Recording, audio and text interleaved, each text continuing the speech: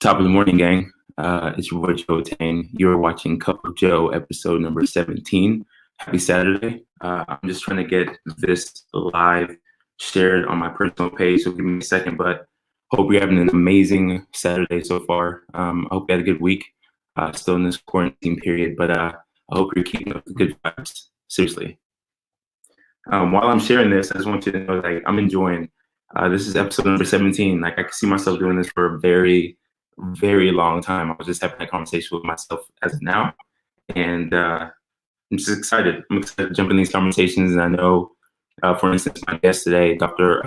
Kojo Sarfo, he's a psychiatric mental health nurse practitioner, and I just know that the conversations we're going to be getting into are just going to be valuable for people if they're paying attention. So super excited about that. If you're not following me on TikTok, make sure you hop over there. I'll explain why I'm asking you to follow me there in a second, but give me 1 second. Give me 1 second.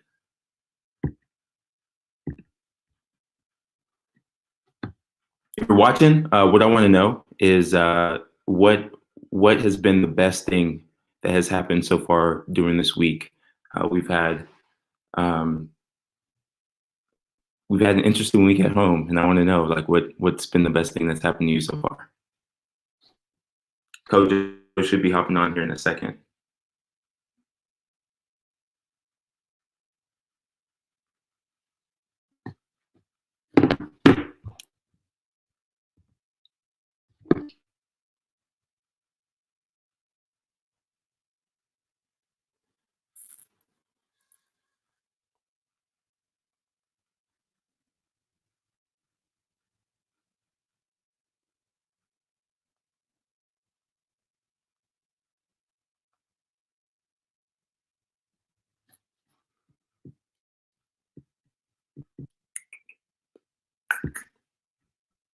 I want to do that.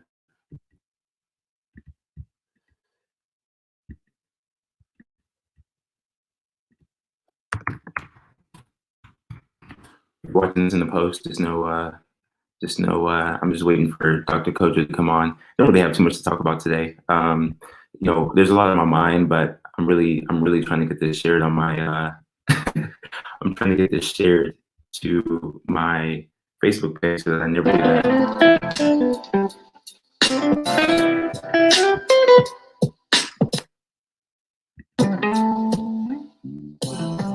All right, so we'll play some music, and when I get this shared, I'll talk a little bit more.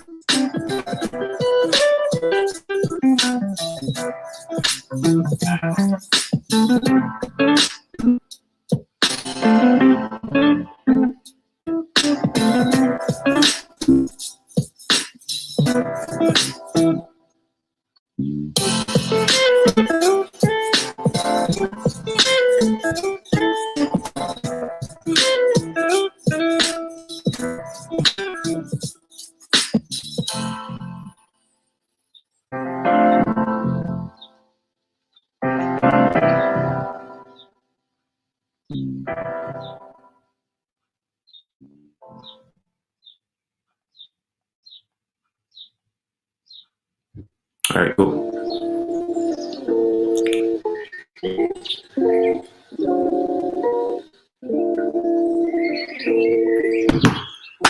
All right. Sorry for the delay. So what's been on my mind? What's been on my mind is that I think this is like I'm proud for the simple fact that this show started only because I know that, you know, my personality, my energy, my intention with this is just to bring good vibes, and I know that the world's needing it right now, and I'm just hoping that the people who are tuning in are like really feeling like they want to be here to get that energy, whether it's for a minute or you're staying the entire hour. And I feel good about that. And I desperately, like every episode, want to make sure I encourage, you know, each and every single one of you out there to consider the fact that this is the new norm. This is how we're going to be communicating, and we all have our interests, we all have our messages, and hopefully inspiring some of you guys to start to speak up and want to use platforms like this to communicate. So good morning, happy Saturday. Curious for those people who are hopping on, what has been one thing that has happened in your week, this past week, that has been positive? What's been the most positive thing that's happened in your week so far? I'm waiting for my guest. My guest is Dr. Kojo Sarfo. He's a psychiatric mental health nurse practitioner and a professor, as well as a TikToker and an author and a public speaker. So you name it, he does it. And he said he's hopping on here in a second. So while I wait for him, I am just looking to see, you know, what's going on with guys. So let's see if I can turn a banner on.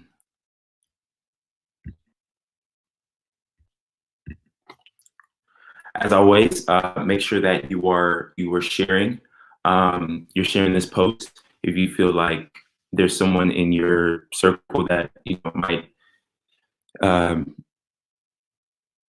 might find some value in the conversation around mental health and social media and just the current state of our world. Because I'm going to dive in. There's a lot of questions I want to ask Kojo, and I'm really excited to jump in that conversation with him. So while I wait for him, what's up, Randy? I see you.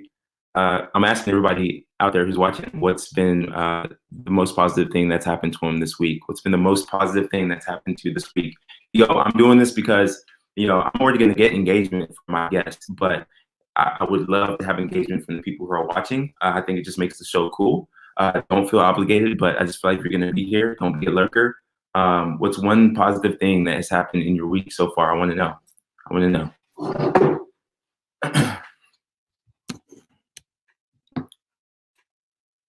Whoever just gave me that heart, I appreciate you, by the way. Man, happy Saturday. I hope you guys are doing well, staying safe, and keeping your peace of mind. And just know that every day, every morning, I'm going to bring great vibes from the Cup of Joe episodes. And I'm excited because I have an entire week lined up of guests. Tomorrow, I have Jonathan. He's a graphic designer. He's serious, though. He's real serious. There's my man. Let me bring him on, Kojo. I see you out there. I can see you. Top of the morning. Right. This is awesome. Give me 1 second. I need to let me get my AirPods so I can hear you a little clearer, all right? Okay. Are you having trouble hearing me, or you just want to for yourself? No, I can hear you great, but my computer, I hear people better when I have the AirPods in. Gotcha. Yeah. All right. So while we wait for Kojo to come back, everyone in the audience looking to, and this is your question, Kojo. But what's one positive thing that's happened in your week so far? I stole that from you. I mean, hey, I love it.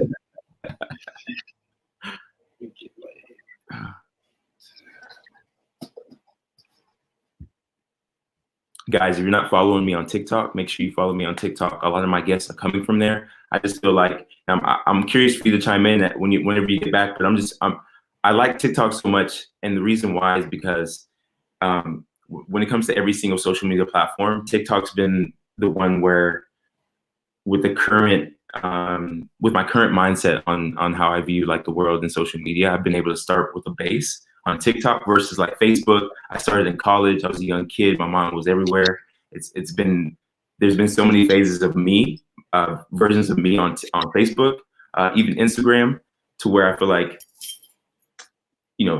just recently, past couple of years, I've just started like knowing who I really am, and that's why I love TikTok so much, because now I'm really spreading the, giving like some real stories and some real value about just my life experiences, and I'm really bringing it on that platform. So Joe Tang is where I'm at on TikTok. You should follow me. It's just the place to be. That's where I'm at. Also, if you want to be featured on the show, make sure you text Joe Tang to 474747. If you have a guest or a question ever you want to be featured on the show, make sure you text that, and you'll be part of my texting community where I just put out some vibes there as well. So happy Saturday to everyone who's joining. Let me check the comments. Yvette, I see you out there. Good morning. Thanks for hopping on. Good morning. Where are you guys coming in from? People in the audience, where are you guys at? Just share your state. Because I have friends from all over the globe.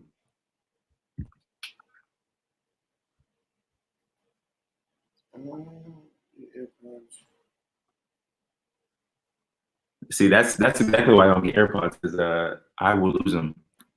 Say it one more time. You say you do or you don't use them? I love the AirPods, but I don't use them because I would lose them, and that kind of rhymes. I don't use them because I would lose them. Right.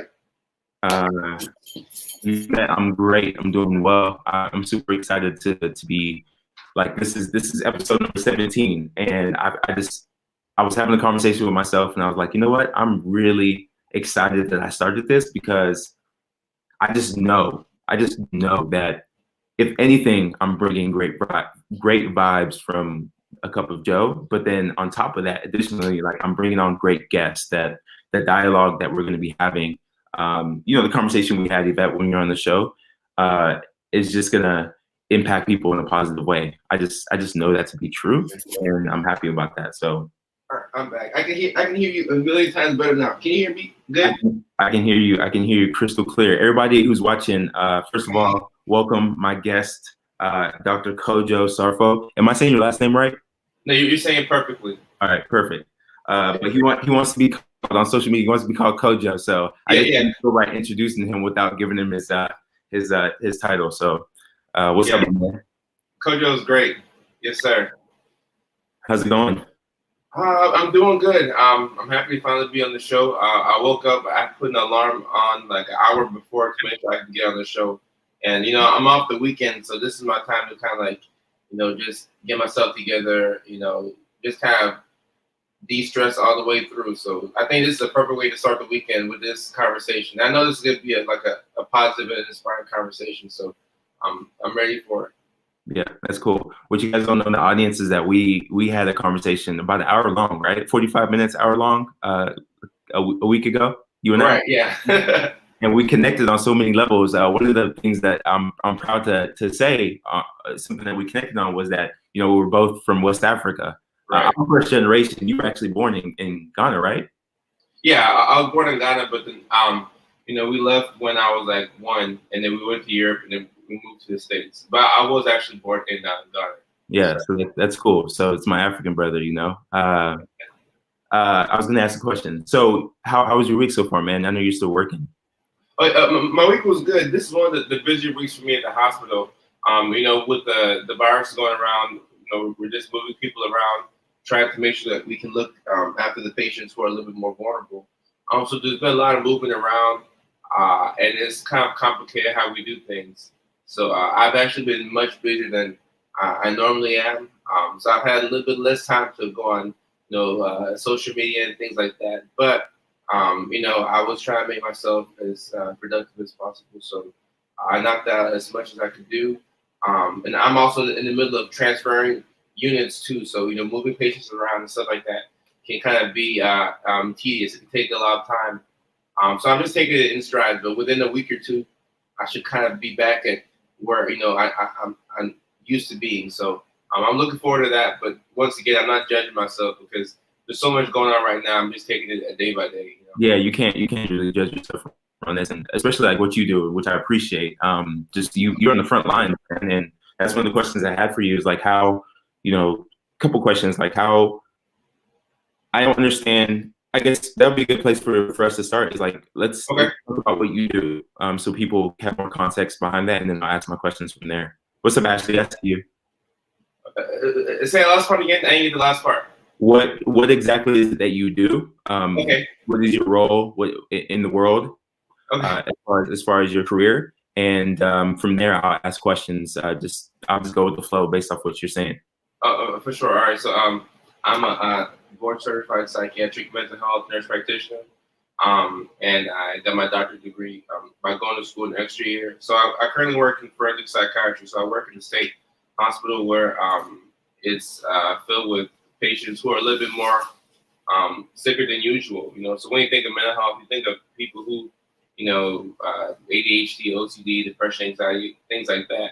But in order to be admitted to a state psychiatric hospital, you have to be a little bit more ill. Normally these people who have been off the medication for a while, people who are actively hallucinating, and I work on the forensic side of things. So I work with people who have had forensic, like legal charges, anything from petty theft to homicide, and because of their mental illness, some of them are deemed not guilty by reason of insanity. So instead of being in jail or prison, they're in a mental institution to get the treatment that they need. And once they take their medication and they start to go through treatment and therapy and stuff like that, the majority of them are able to kind of reclaim their lives again. They can start working and, they can be productive members of society in a limited capacity, of course. Though there's a special program that we have to reintegrate them back into society. But sometimes they don't go stay in a regular neighborhood, but they have places that they can stay, because they're trying to work on gaining their independence once more. So that's where I work. I work on the forensic side of things. So my day-to-day is just going to the hospital, doing mental status exams, make sure that people are, have no intention of hurting themselves or hurting anybody else, that they have a clear thought process, that they're taking their medications, and if there's any side effects, I try to address that. And then we just go from there. We work closely with the psychiatry department and social work to help identify, places that they can be once they're discharged. Awesome, man. How has COVID-19 affected what you do on a day-to-day? Yeah, so it's affected a lot indirectly. So I used to say that I'm not at the front lines because I'm not in the actual ICU. Where they're actually admitting these patients who are suffering from COVID. But on second thought, I kind of changed my mind. I will say that I am at the front lines because, with people being locked up in their houses and not being able to communicate with other people, at least physically, I feel like there's a growing mental health crisis that's starting, if not already started. So a lot more people are anxious because they can't see their family members. They're missing out on big events like graduations, birthdays, Easter, things like that. And for me personally, I'm in Virginia and my family's back in Georgia, so I haven't been able to go back, for at least 2 months to go back and see them. So I've missed, my grandma's birthday, my cousin's birthday, my sister's birthday is next week. Graduation for my sister and my younger brother is next week, so I'm going to miss that. And on the flip side of things, at the hospital, we're restricting visitors. We're not allowing visitors to come in to visit patients anymore because we have to kind of control the virus or make sure that we don't expose our older residents to the virus. So now our patients can no longer, meet with their family members. So a lot of them are also anxious as well because now it's very difficult for them to see their loved ones. So now they're anxious on top of whatever underlying anxiety they already have, from their condition. So it's been quite difficult. And sometimes I just go in there and I just talk to them. And I just see what's on their mind. And I think for them, it helps knowing that we're also going through the same thing. I'll let them know, they know that I'm not from Virginia originally. So I'll let them know that, hey, I haven't seen my family either. So that way they know that like a lot of people are kind of going through it. Gotcha. Yeah, man. It's I definitely would consider you on the front lines only because before we hopped on, I've been thinking about just where we are globally, and Right.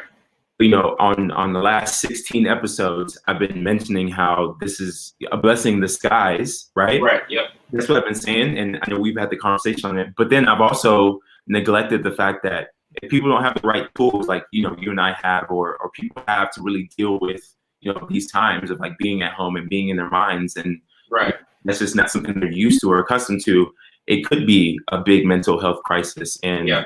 it definitely was something I want to touch on with you to see like how much of a are you more leaning on the side of this is healthy, this is a healthy cause for the world, or are you kind of leaning on the side of, man, this could be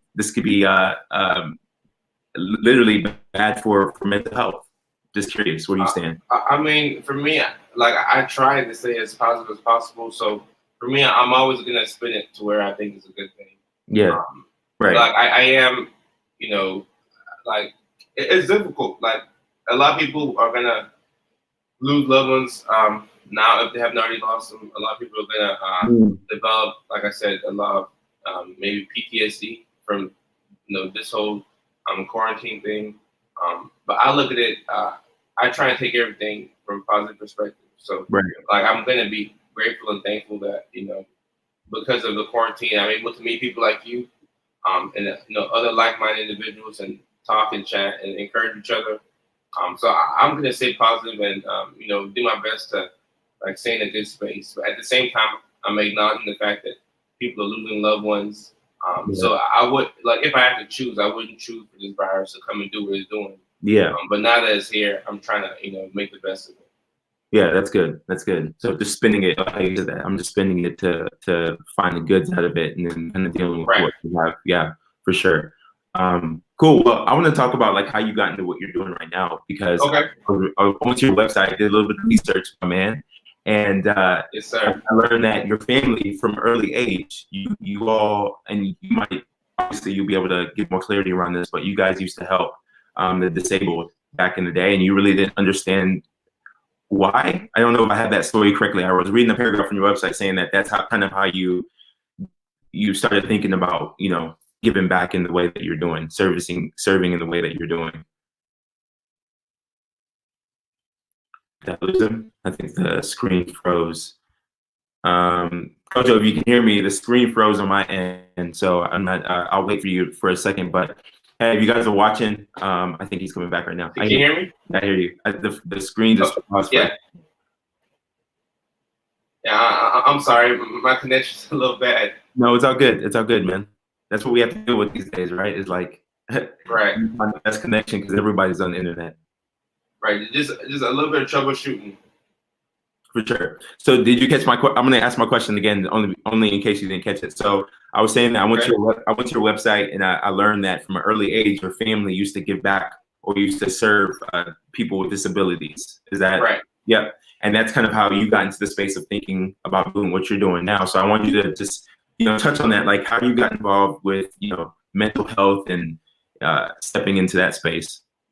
Yeah. So, I mean, like, growing up, I mean, I guess, for most Black families, growing up in the church, your mom always tried to like your mom always wanted you to like do things for other people. So that's kind of how my mom was. Anytime like we did anything for older people, like she would like give us so much praise, and then, it was positive reinforcement. So we just kept doing that over and over. And my parents, when they moved from Ghana to Norway and Europe, they were always kind of working like odd jobs. They did a lot of janitorial work. And even when we moved to Tennessee, both my parents were doing like janitorial work while they were waiting to get like real jobs. And my parents would work at these residential facilities where they take care of people who are old and disabled. So for me, like it was just like I felt like next in line. That's just something that I did. Nice. And when I was in like elementary school, I was placed in the ESL classes because they saw that I came from Norway and I had a foreign last name. So they're like, okay, this guy needs like help with English. But I mean, I was coming from Europe, so I can speak perfect English, but they still put me in the English classes. So I was with a lot of the Spanish speaking kids. And then I had to ride like a special bus to get to that school.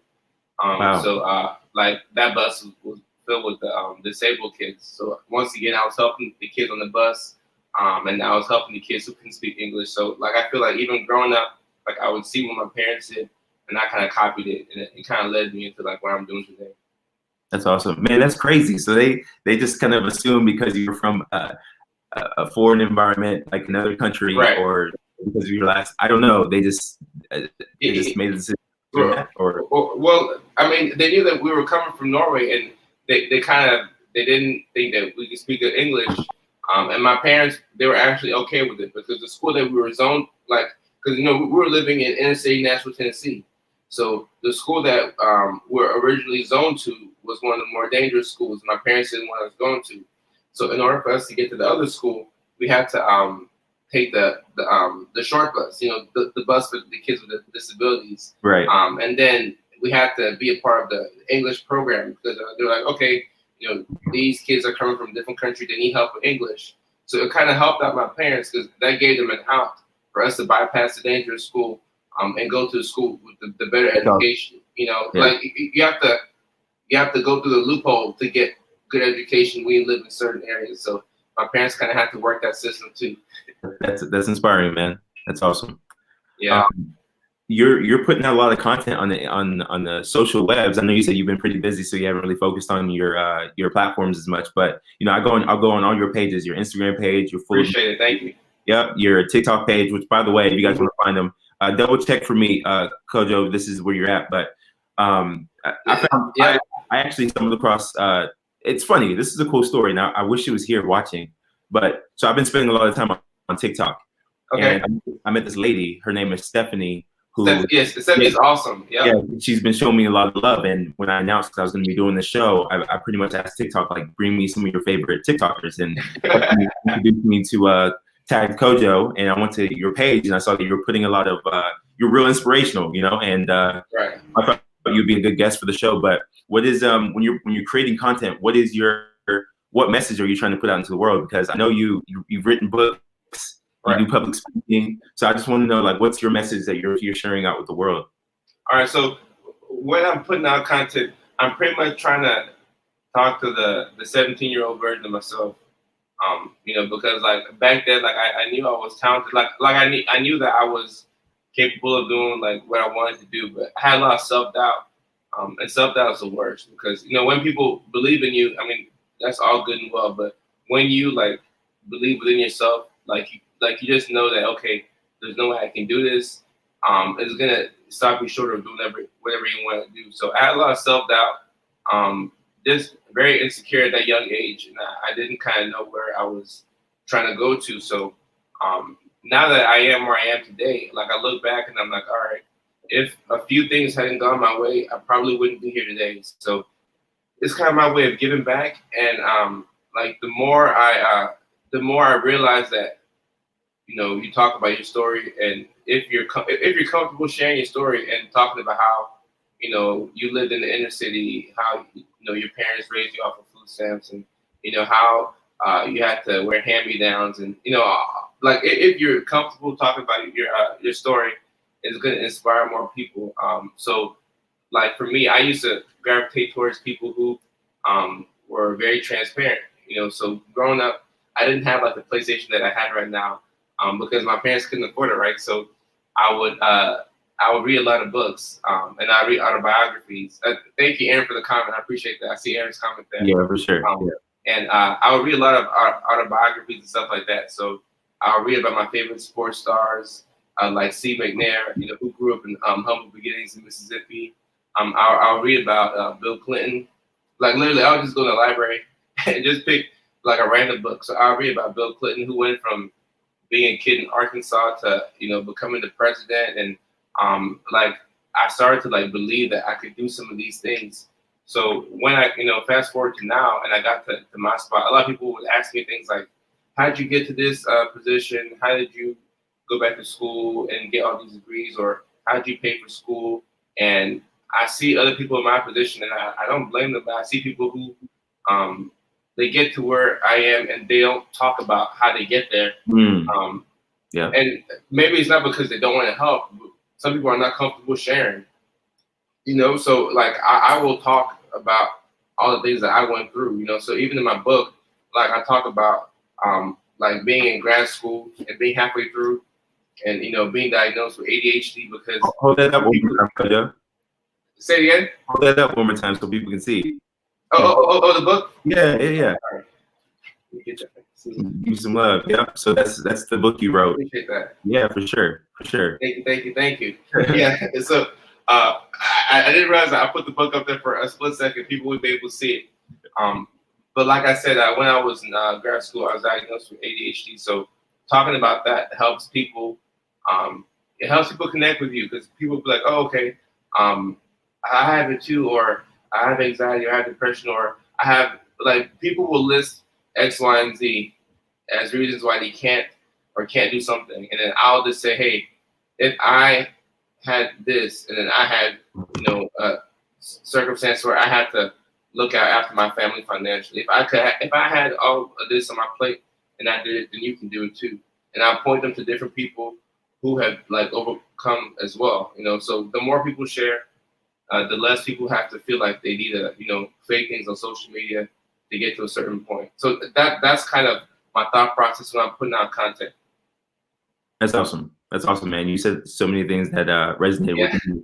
One of them is that you said that, early on when you weren't, playing the video games, just because you didn't have an opportunity to, you started reading books, reading stories, and it was through there that you saw a vision like that I could do these things as well. And that's pretty much why you're sharing content. I think that's so true, man. And that's why I always I meet so many people out in the world who have amazing stories. And I respect what you said, though. Not everybody's comfortable or not everybody's in the place here. But I just wish so many people would share their stories because only if they knew all those people who I've met, how they've impacted me with their stories, I'm like, they really like impact the world in a positive way. So I appreciate what you're doing, man.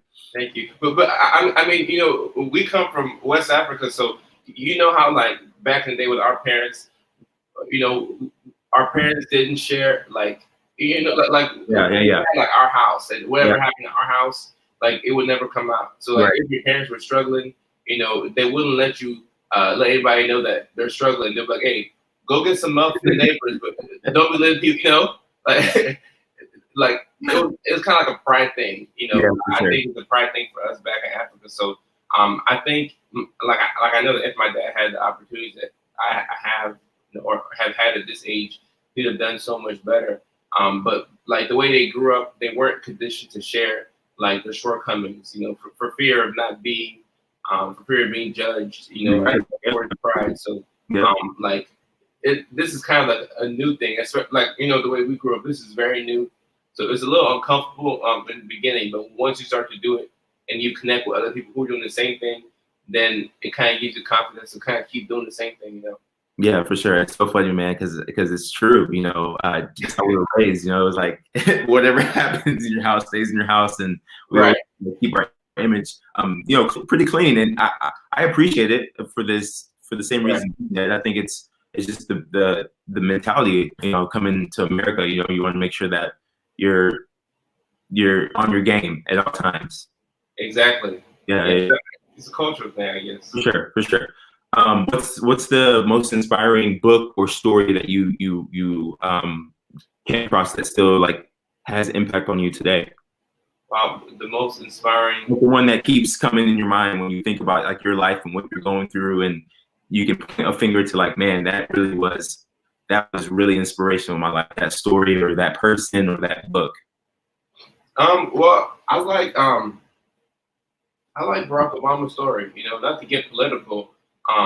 Because to be honest, I don't really follow the politics side of things. So if you ask me to name policies and stuff, I wouldn't be able to name it. So I always tell people that, hey, I don't know about the policies because I don't want to be out here giving false endorsements and talking about things like when I don't know.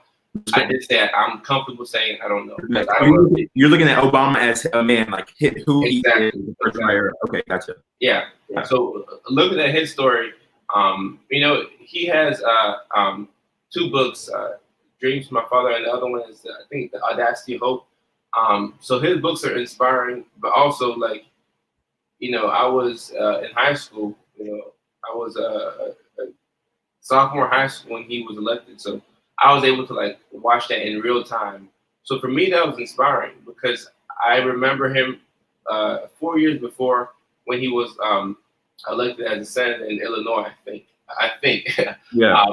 my timeline might be shaky, but we got to watch his like ascension, and for me that was inspiring because of course African American, white mother, black dad, that was never around. So to see his story and see how he got from point A to B to C to D to becoming the president, I thought that was very inspirational. And it happened at a time that I was in high school. I was goofing off with friends, and like I knew that I could do things, but I didn't really believe in myself. So for me to see that was almost life changing, actually, just to see like him doing what he did, and just the whole journey was very inspirational.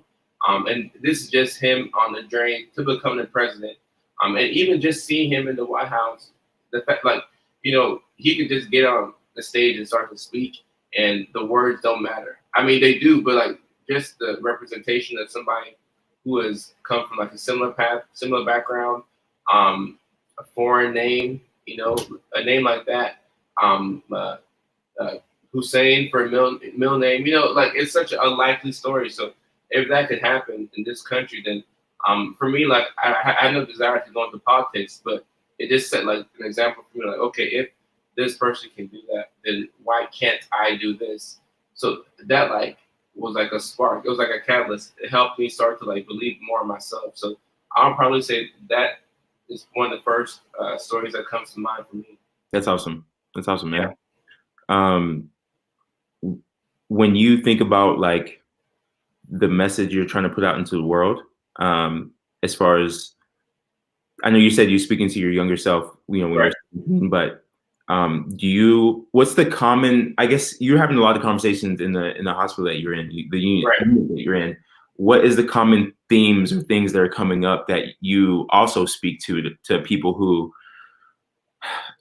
might not necessarily have been diagnosed with mental health, but are kind of dealing with it? What is the common themes that are coming up, and how are you speaking to those things for you? So just to make sure that I have your question correct, I'm answering your question correctly. You're asking what theme do I see in the hospital that I see most in the world, right? Yeah. Okay, so I'll probably say just anything revolving around anxiety and fear. So, a lot of the patients, like the majority of the patients that I take care of, I'll probably say the most common diagnoses we see is, schizophrenia and bipolar, and a combination of those two. For what I deal with, that's the majority of what I see. And not everybody outside in the real world day to day is schizophrenic and or bipolar. But a lot of times, like, it does come back to anxiety. So, for example, a lot of the patients who are schizophrenic, there's some underlying anxiety there, whether they're being paranoid about something, but they all play into each other. Right. So being fearful or not being able to live like in the age of the unknown helps to like make their symptoms worse. And so for a lot of patients there, like so here's an example. So if a patient is schizophrenic and they're very anxious, sometimes like I'll figure out that, they're anxious about this thing. Like if they're anxious about a certain delusion, like if they feel like, okay, I'm here in the hospital and my parents are being killed, or somebody's attacking my parents while I can't talk to them, that's going to give them anxiety. So their delusion can lead to anxiety. And then there's also other people who have anxiety to the point where they start to become delusional. They're like, I'm so anxious, I'm not sure what's going to happen. And right now, when you look at the whole thing with the COVID going on, a lot of people have been laid off of work. People don't know where their next paycheck is coming from. Yeah. The government is going to give you the $1,200 or whatever, but they're going to do it on their time, but I mean, respect to them, because at least they're doing it and they're trying their best, apparently, but it's still going to take time for the money to come to you. But, people have to get their bills paid. People have to put food on the table. They got to buy diapers. They have to buy baby formula. They need to pay the rent. You got to keep the lights on. So a lot of people are afraid of the unknown. So for me, like personally, I've tried to condition myself to where I can live, um, not knowing what's going to happen next. And this is just regardless of like the corona thing or even outside the hospital. I try and condition myself to be able to live like in the unknown, because if you really think about it, there's so much that we don't control. Like you can be living your life post corona, you can be making a lot of money, you can be having a successful brand company, and you can get hit by a bus, and then it can be over. And there's another guy who I follow on TikTok. He's very inspirational as well. His name is at TX Heart Doc. He's a former cardiologist, and I shared one of his stories on my TikTok page because he was talking about how he graduated medical school at 23, was practicing by 27. He was a successful cardiologist, and he was doing this thing, and he worked for many years. He was loving life. And then one day he was hit by a bus, and then his career stopped. Wow. He wasn't paralyzed; he couldn't work anymore because of the injury. So he said that we're never really in control. We think that we're in control. There's a lot that we do control, like how we spend our day, the people that we choose to be with, the people we choose to love, the people that we choose to be friends with, the people we connect with and do business with. But there's so much that we really don't control that we think we control. Like we think we control our future. We think that if we do everything that we have to do, we're gonna be fine. But in all actuality, we're just living on a day-to-day basis. You don't know what can happen. Like when it was December 31st, and then we were celebrating to go into 2020, and we were like, hey, everybody was so happy. Nobody knew that Kobe was gonna get lose his life in a helicopter crash. Nobody knew that we're gonna have a virus that was gonna shut down the whole world, shut down the NBA. Delayed the start of the baseball season. Right. Has impacted sports internationally, has impacted hospitals internationally. Even early on with this corona thing, a lot of public health experts, a lot of infectious diseases doctors who are trained in this for years and years, they didn't even think that this was going to be that serious. People compare it to being like the flu, not as bad as the flu. And there's so many different strains of this virus going on, and we're literally learning on the fly. Like every single day, we're learning something new about it. So that leads me to believe that we don't know what's going to happen. We're not really in control. We were never in control. So if you can get to the point where you're like, okay, I don't really control anything, but the little that I control, I'm going to do my best to control it. For me, I've seen that give a lot of people like peace and contentment. And for me, that's my formula on how I stay sane. Because if you try and play to the fact that this might happen and this might happen, and you think that it's your responsibility to fix the government or fix the world, that's gonna make you anxious. Why not? Because you're putting so much on your shoulders as one person. So literally, I try my best to do what I can do, knowing that I can't really do much. If that makes sense. Yeah, big time, man. And I'm gonna kind of piggyback off what you're saying and just share with you and everybody who's listening. Like the biggest thing that's really helped me, even prior to COVID, but really now is the foundation of getting up every single day has been this gratitude. I feel like I control appreciating like what I have in every moment. For my family to being able to breathe, to like me being healthy. Like I'm starting to appreciate a lot more things, and that's really helped me. With my mental health and my I wake up every single day, able to get up with like positive energy. So no, for sure, like, because that's really all I can control at the end of the day is like really that in my mind, and makes a lot of sense what you're saying. And because I know you're a fan of Gary Vee, I have a question for you. So how Gary Vee says that he goes to a dark place where he thinks about like the worst that can happen, or like him losing like a family member or something like that. Do you do a version of that too?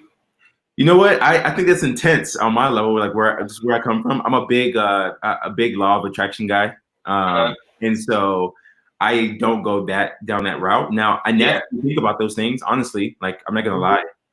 When those things come up, I force myself to a place of like gratitude, right? But I don't. And it's a good question. I've never really thought about it out loud. Like, what makes me go there? I actually think about my parents a lot, man. Honestly, Yeah.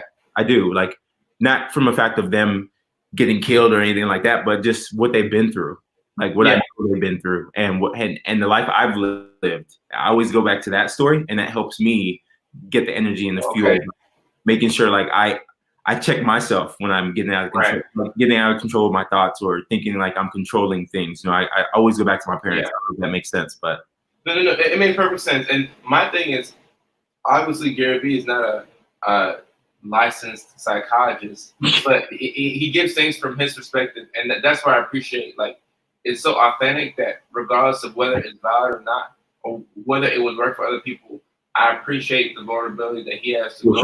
For sure. And I agree with what you say 1,000%. You know, the law of attraction is big. Like, if you feel like this will happen, and then it's gonna happen. You know, but something like that, like death, is inevitable. You know, so I like how you stay mindful of the fact that it could happen, but at the same time you appreciate your parents' journey, and that's exactly what I do. Like, I know that, you know, we're both grown, we're adults now, so the majority of the time that we would have spent with our parents has already passed. Like, we're doing our own thing. Yeah, for whenever sure. I do get the chance to talk to mom or dad, or, you know, to be at home, like whenever the quarantine is over, I do my best to stay in a space where I can appreciate them for that moment and try not to be too scatterbrained and just appreciate that moment. Because I don't know how many moments I have left, but as long as I keep having those moments, I'm going to be thankful. It's like I'm thankful. Like, I wouldn't be standing here with the personality that I have, the person that I have, if it wasn't for, you know, what they did. You know what I mean? And that's what I just keep telling myself over and over again. And yeah, still staying like realistic and mindful to, you know, life happens. Like you said, no one knew. In 2020, we were all screaming, "This is gonna be the best year ever." In my mind, I'm like, yeah, I'm about to kill it this year, you know? And and then COVID happens, and it's just like, wow, like never really expected that. Honestly, to Kojo, to keep real, me and my salon manager, man, we've been putting in hours and hours of work since like November, like really trying to restructure our salon business. And like when this hit, it really, like, I'm not gonna lie, it like took some air out of me, man, because I was like, damn, like all that time and all that we were putting into like man. But then, like I said, I took a step back and I just started thinking about all the things that I'm just grateful for, and you know, the fact that I'm not affected directly or indirectly by the virus, you know, and I'm able to sit here, still communicate with my family, you know, still be here with my family, like I'm healthy, you know, so I just want to go back to those things. Right. But I mean, I feel like for me, these kind of things happen every, I mean, look, bad things are going to happen and good things are going to happen. It's out of our control. And these things help to, like, kind of recalibrate our perspective on these things. Like, you know, when 9/11 happened, you know, all of a sudden there's no more Democrat or Republican. We're all humans. We're all like pitching about people. You know, like when the recession that happened, you know, in 08, 09, people losing their houses and stuff like that. You know, the government having to bail out these big time motor companies. You know, at that point, people have empathy, and then sometimes we start to get on our high horse and we forget about how, you know, vulnerable we are, and then something like this happens. So I feel like if nothing else happens, it gives us a chance to kind of just think about things again, just kind of like reframe our perspective on everything, you know? Yeah, bro. Yeah, for sure. What do you do for fun, man? What is the life of Kojo outside of you know, healthcare? So that's a really good question. A lot of people don't understand, like, very similar to Gary Vee. So the like running a personal brand and putting out content and promoting my book, that's fun for me. So like if I wake up a little early, or I stay out like at work a little late, because I woke up early to take care of things and talk to my assistant and stuff like that, that's fun for me. Putting out content for me is fun. Like going on TikTok, and sometimes regardless of how well a video will do, if I had fun in the process of making it, like if I think back to what I was doing and the outfits I had to put on to make a video, and I laugh, then it's fun for me. So like I enjoy, like when I go on TikTok live and I'm on there for an hour or so, people are like, what are you fun? I'm like, this is my fun time, because like in my day-to-day, like I'm at the hospital, I'm talking to people at their lowest, you know, so I'm trying to lift up their spirits. So when I leave the hospital, I take a shower, I work out or whatever, and I hop on live, that's fun for me. So I enjoy being on live. I enjoy running my brand. But in terms of normal people fun, I like to work out a lot. I love to play basketball. I prefer playing football when I have like a whole group of friends. That's cool. But my friends and family are back in Georgia. I'm out here in Virginia. I moved here for the job, so I don't have a group of like 11 on 11, like where we can play like flag football. But that's the sport I like playing the most. But I will go to the Y out here and play basketball, pick up basketball. In Norfolk, in Virginia, they have a electric bike tour. That's one of the things that I really like doing, electric bike riding. Have you ever done it? No, I've seen it. I've never done it. Yeah. It's like a bike, but it's like a bike, but instead of having to pedal it, you can hit the throttle, and it'll just take you like that. Wow. So electric bike riding is one of the things that I've done it in like 12 different cities. Nice. That's a hobby of mine. I haven't done it in cool. one locally here in Virginia, which is crazy because I kept saying I was going to do it, and then the COVID thing happened. Right. I should have done it. So as soon as I'm able to do it, I'm going to do that. But electric bike riding is definitely one of the things I like to do. And then also traveling. I like to travel, and I do travel like promoting the book. But anytime I can get a chance to go somewhere, if it's a cheap flight somewhere, or if I can just drive, like because I'm here in the Hampton Roads area of Virginia, I can go to across the Chesapeake Bridge, which I've seen on YouTube. I just like to go to these places that I've seen and read about, and just try and explore and take pictures and stuff. So traveling is probably the hobby that takes up the most time and money. So now that the crisis thing has happened with the coronavirus, it's actually giving me a chance to save money, which I should have been doing more aggressively anyway. But when I do get the chance, I will travel because I enjoy traveling. That's awesome. Did you play football in school? I played 1 year football in high school. I was like 60 pounds lighter. I was really skinny, so I could have got hurt. I still I think if I started like in 8th grade, like when some of my friends had started, I could have played. I mean, I tell myself I could play in the league. I don't know if I could have played in the league. I keep telling myself that too. And here's, you might relate to this. The reason I didn't get into football was because soccer. I only knew soccer. Oh, okay. I picked up basketball. I was playing soccer a lot. Up until probably like 8th grade. And then I started watching the Houston Rockets, fell in love with Hakeem Olajuwon and like that whole 95 Rockets. And I just picked up basketball, but I never got into football because obviously no one in my family played American football. I never got into the sports. I don't know if that's I don't know if because you said you didn't start playing until what, 8th grade? Or I didn't start playing until 11th grade, but that's because I was in the accelerated program at Campbell High School. So it was like an IB program. So school was already hard. So I didn't get into like football until 11th grade. And by then it didn't make sense because my grades were already kind of dropping. But I was a huge football fan. That's cool. Huge. Like I've been a huge football fan since the family moved to Nashville, Tennessee in 1999. And that was the year that the Titans went to the Super Bowl. Nice. So from there, I've been a huge football fan. It's so funny how that happens. It's like big. Right. Your home team does something big, and that impacts you as a child. Because Rockets, the only reason I got into them, they were about to win the championship, and they won the championship. So that, you know what I mean? And that's how I did basketball. Yeah. And that's funny because then the Rockets went back to back. Yeah, back to back. And that was the whole Jordan era. So nobody was winning except for the Bulls. So for the Rockets to come and do what they did, I think that's why Olajuwon will be like an icon forever. Absolutely, man. That's a big point. That gave me goosebumps. That's a fact. That's a fact, man. But back to the football thing. I didn't even mention football as a hobby because for me, football is like a way of life. But football to me, like above traveling, football is the number one hobby for me. Like my favorite team was the Tennessee Titans. Okay. Because obviously moved to Nashville and becoming a fan of them.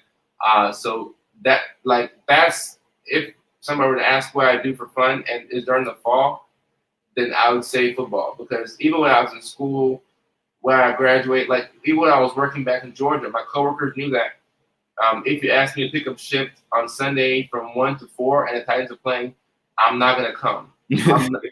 I just won't do it. I just won't do it. Like I love football. I've only missed one game in the past 16 years, and that's because My friend had a wedding in Florida, so I had to miss that game.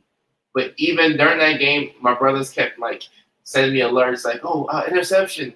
But I had to put my phone on silent because my homeboy was getting married. Right. But, football is the thing that, like, the hobby that I love the most. So I love football.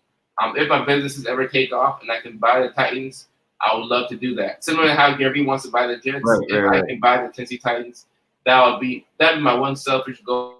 But I don't judge myself off of that because as long as I can help people out in my day to day, I feel like I've been a success. But if I had a chance to ever buy a sports team, it would be the Titans. Yeah, that's cool, man. Well, I'm the same way like you, man. I don't consider it work.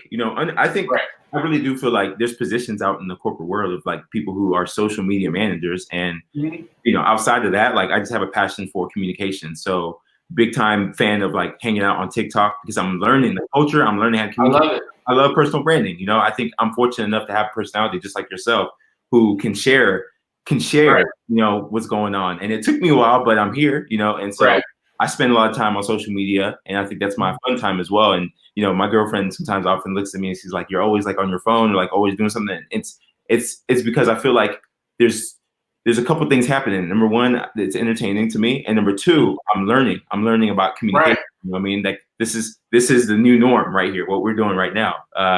You and I met from a virtual place, TikTok, and now we're know each other on this platform, and it's just like it's.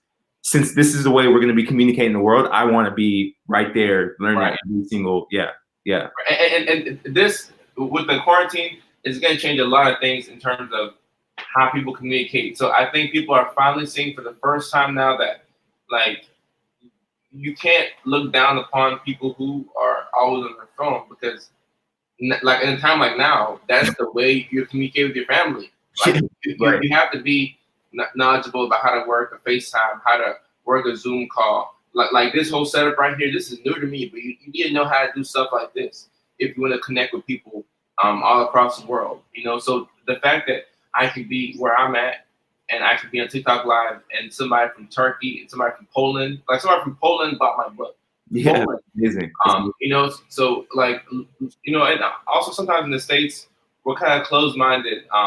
Like we think that all there is life out here in the States, and when something happens in China or like Saudi Arabia, it doesn't affect us. Like if this virus had not left China, nobody in America would have blinked the eye. We would have changed our profile pictures and we would have said, pray for China, but we would have kept on going with our day to day, and we wouldn't have cared too much. But until it affects us, we're like, oh wow, this is a thing. Sometimes we stay in our little bubble and we don't realize that there's other people in different countries who are living their lives or just like us, but because of social media, we can connect with somebody in Australia or China. So I love it. That's cool. I love what you're doing too. I appreciate it, bro. Likewise. Same here. You've done a fabulous job on your account on TikTok. And like I said, it wasn't for Stephanie, who, by the way, guys, she was a stranger on TikTok. If I wouldn't have jumped on that platform, I would have never met Kojo right now. So, credit to the internet. I really do believe what you're saying. Like the internet right now should be, in my opinion, appreciated a lot more than people have been given it credit to. I agree. Yeah, for sure. And just to piggyback off of that, I don't know if Stephanie's watching, but just a complete stranger, and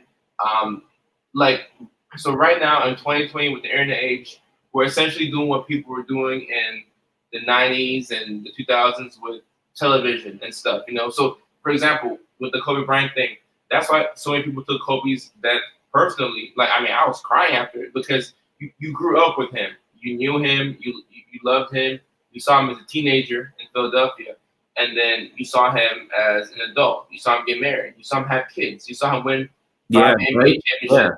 So he showed you his path. But of course, he was a superstar. He's one of the most talented people to ever pick up a basketball, right? So that's him. But because of the internet, it's allowing people who are superstars within their own right to build up a following and to let people, like, you create your own family. So like Stephanie, like after I wasn't able to make the first one, Stephanie was like, oh, I was looking forward to seeing you on Joe's channel. I was like, I freaked out. My Alexa wasn't plugged in. The alarm was all wrong. So it's like you have somebody who's a stranger, and now they've come into your life now. I know, okay, Stephanie from San Diego, she does this. She's a big fan. And then they get to connect with you. And there's a lot of people, I'm sure, I'm not saying this is Stephanie, but there's a lot of people around the world, around the States who, for whatever reason, they're not able to connect with people that are in their city, or maybe they don't have like a large family and they feel disconnected, and they can go online and they can like get their own brand new family. Like there's people who are probably being bullied out there in school who don't connect with anybody, and they go online and they have a few virtual friends that make their day. And back in the day, we used to call that pen pals. You know how you would send like a little letter to somebody, and that'd be your pen pal. And now it's like you can go online and you have a brand new friend just off of connecting with people. So I think we're doing the same thing. Is this shifted in terms of what we call it? Absolutely, big time. I'm gonna share this, and I'm gonna ask you a question. Okay. To see your thoughts. Trying to get in the sun. Yo, at least you have sun. Out here, it's cloudy, man. The weather's been inconsistent out here. Honestly, I woke up and I went outside and I was like, man, it's a beautiful day, but we just don't have the sun shining like you do. That's in Virginia, you said, right? Yeah, I'm in Virginia. Yeah, for sure. It's great day out here. Okay, so what is fun, and really this is going to go back to mental health, and I'm curious what your thoughts are around social media, because I already kind of know your vibe. I'm willing to guess I know your answer, but I want you to share it. How do you feel social media? What role do you feel social media plays as far as mental health? Because that's been in the headlines a couple of times, right? About how a lot of people, majority of people view it as a negative to mental health. But I feel differently about it, and I'm just curious what you feel. I'm indifferent on it. I think that social media, it can help mental health and it can also worsen it. So there are people who, like if something is upsetting you, right? And like, for example, let's say the coronavirus. If you're overly anxious about the virus, right? And then you decide to turn off your television. So no longer are you watching CNN to keep up with the updates, but you're staying in your house, you're washing your hands, and you're just done with it because you're too anxious. You pick up your phone, right? And you pick up your phone and you're looking at it, and then all the time you get alerts from ABC, ESPN, this catches the corona, that catches the corona. It can make things worse for you, for your mental health, if you don't control it. So if you're using social media recklessly, I feel like you're liable to suffer from mental health conditions if you don't know what you're doing. Like if you add like a whole lot of alerts and stuff, it's gonna terrorize you mentally because it's gonna keep shooting at you. But when utilized properly, I think social media it can actually help your mental health. Like if you need to know, hey, where can I find a therapist in this area? You can go on social media and ask a question on Twitter, and 30 people can reply to you and say, hey, are you in this area? Go check out so. Go check out this doctor. Look, whereas back in the day, you would text 30 of your friends, hey, do you know where I can find a therapist in Hampton Roads, Virginia? And then 2 of them reply. One of them was like, I'm not sure. And the other one was like, just Google it or something. But now, like, you have like a whole new community of people giving you feedback. Like even like the way I do things, like when I go on live, like I'll ask people, I say, hey, what am I doing that could be better? What needs to be done less? What do y'all want to see more? People will let you know how they feel. So for somebody like me, I think social media is a wonderful thing. Like I see the good and the bad. There's gonna be negative comments too, but for me, like I've built myself up to where when the negative comments come, it doesn't affect me. But I actually appreciate it because I get to see what people are actually thinking, and that's what I love about TikTok. TikTok in particular, like if you post a video that people love, people will let you know. If you post a video that they didn't like, they will let you know. If you post an opinion that they don't agree with, like whatever is on their mind, people are so comfortable in the app, they will let you know. So if you had any questions about what somebody thought or how somebody felt, you no longer have those questions. Like, like good, bad, like people will let you know what they're thinking on the video. Like this should stay in the draft. This is not a family, or they're like, oh, I love, so I just like to get people's opinions and stuff like that. So when you realize how social media can be used, it's just a tool. Like if you have a gun, you can use it to go hunt and go get animals and cook. Like back in the day, using your weapons to go bring you food, and that's how you live. Or you can use the weapon to defend yourself, or if you want to, you can use the weapon to go take people's lives. So it's just another tool. It's very powerful. So you have to know how to use it. So even for me, there's sometimes where, like, if I'm tired, like I might take a day or two off of TikTok. I might run. Some days, like working the way I work, some days all I do is I just catch up on sleep. Like I'll leave the hospital, come home, take a shower. I'll be in bed by 7:30, and I get to wake up at like maybe 4 a.m. or 5 a.m. And on those days when I wake up at 5 a.m., it's super quiet on social media. Nobody's really up. Nobody's really disturbing you. I get to play music. I get to think. I get to like maybe do push-ups. I just get to like meditate. So there's a lot of days throughout the week where I'm so tired from the hospital, I shut it down. If there's anything urgent that I have to reply to, I'll reply to that. But everything can't be done. So when I realize I can't do it myself, everything cannot be done, then I just take it in stride. But I don't feel like an obligation that I have to be on my phone at every time. Like the people who need to get to me are favorites, and on Do Not Disturb, if somebody calls like 2 or 3 times, it will still ring. So that way, if there's something that I have to get to, if it's an emergency, whatever, I do the same thing, man. So that's cool. Yeah.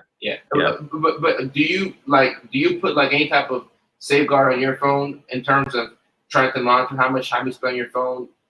I don't. Something like that? I don't. And I'll be honest, I just don't. I know I spend a lot more time on my phone than what would probably be deemed healthy or unhealthy. But I don't judge myself like that, so I just don't even like want to entertain it. But I do put restrictions as far as like I have Do Not Disturb mode on all times. I have my notifications turned off only because I just don't want to be. I don't want to be triggered. I don't want to be conditioned to like react to those notifications. So those are the things that I have restricted. But as far as like logging my time, I do not do it only because I just don't want to. I don't want to face the reality of that. Mm-hmm. And for me, like like I already said, that I work in mental health and I work in forensics. So like I work with people, like I said, who committed all types of crimes, whether it's petty theft or whether it's murder, homicide. So when people send me like gruesome videos, like I don't watch. Like, if somebody sends something on Instagram and it has like the little warning that says this might be triggering, I don't watch that stuff. Like I don't watch murder, crime documentary. Because I run into that stuff on it. For me, it's real life. That's what I do. Like I work in forensics, so I actually don't watch those murder or crime mysteries. I don't. So like, if someone says, "Oh, go check out this," it's a serial killer. I'll say, "Hey, that's cool," but like I know what I need to know about it. So I know my limits. Like I don't want my 9 to 5 to be consumed by that. And I get off of work and is that again? No. Mm-hmm. That makes sense. I know my limits. Yeah, for sure. You said something about TikTok. I just want to touch on. Yeah.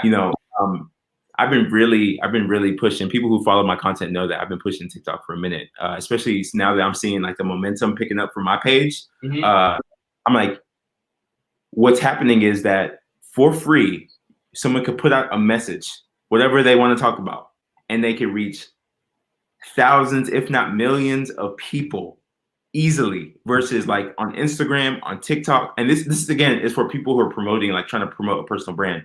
Mm-hmm.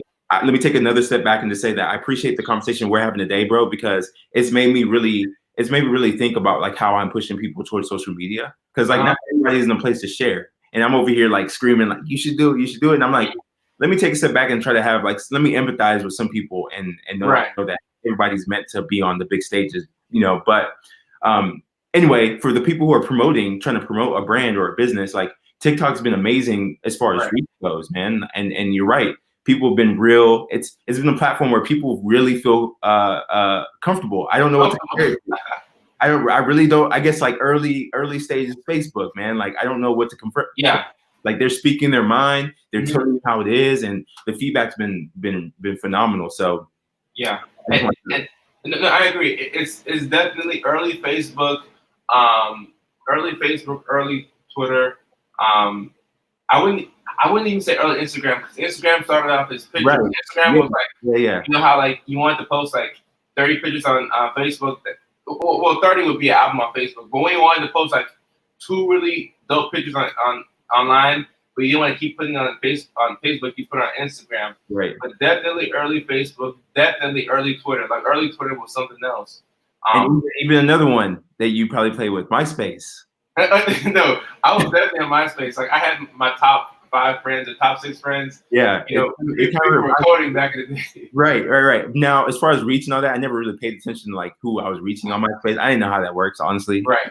Like, but as far as just how people felt when they're on MySpace, like that's how TikTok reminds me of, which is good for people who are able to handle the networking aspect of it, to know that, wow, I can put out like a meaningful message and reach the people I need to reach without having to work so hard at it. So, I mean, I love it, and like I just putting up content just to like connect with people, and then like I've seen your page grow from a few thousand, now you're 10,000, and like it's gonna keep picking up, because like the audience that you, and that's another thing, it's better to build up meaningfully than to just put out one funny video and then you have like 200,000 followers overnight, because I would rather have a connection. Hey, what's up, Stephanie? Stephanie Joy. I would rather have a connection with the people that I have that have 1 million followers and I don't know who I'm talking to, but like the slow grind is what I prefer, because over time, you're gonna get the audience that you want over time, and that's what I've seen with my page, and 80,000 is crazy, and I guess within a month or two it'll be at 100,000. So I've never had that many on any type of social media platform. When did you join TikTok, by the way? So this is funny. I joined TikTok October of 2019, and then I joined it, and I was actually in Detroit for an event where I was doing like a little book signing, right? So I'm in Michigan. Me and my brother get off the plane, and we get to the hotel, and then we're like, all right, let's make this TikTok account. So I make a TikTok account, and I posted one video, and it was more like an advertisement. It was like, go buy my book. It wasn't showing my personality or anything like that. And I had like maybe 7 views, and I'm like, man, this is whack. I'm like, TikTok is whack. And then eventually, I think back in December, I was bored. I'm not gonna lie. I was sitting out here in Virginia with too much time, and I'm like, you know what? And back then I had roommates, and they were in and out. And I'm like, you know what? I'm not gonna hang out with them. I'm gonna start making some more TikTok accounts. More TikTok posts. So I started to watch and see how people did things, and then I started to post some funny posts. So I think halfway through December is when I started to like consistently post, and then within 2 weeks I got the hang of it. Like by the first week of January, I had like my first viral video that had like 600,000 views, and then I'm like, oh, people get on this app to laugh, because people have had a long day. It's been stressful. People are getting on here for like a relief, So when I realized that people are on here to like de-stress from the day, I said I had to take a more aggressive and a more unique approach, because like me, you talked about, when you put on negativity, people are going to gravitate to that. Like, oh, who said what about? Who, where, when, how, but when you put out a positive message, you can't just put out something that's positive and just leave it there. You have to have your own, like your own cadence of how you do things. Right. So once I figured that out, I was like, oh. So by halfway through December, late January, I would say I finally got it. Got it, and then the very next month in February, I get an email from one of TikTok's marketing execs in LA, and then they invited me to Black History Creator Summit in LA when they painted the whole thing. Wow, and, really? Yeah, and at that time I had 35,000 followers. Wow, man! And then TikTok rolled out the red carpet. They had a Cadillac come and pick me and some other creators up, and I was in a car with one guy who had like 70,000 followers at that time, and then the guy to my right had like 8.8 million followers. Wow! And I'm sitting there with 35,000. Like, how did they pick me?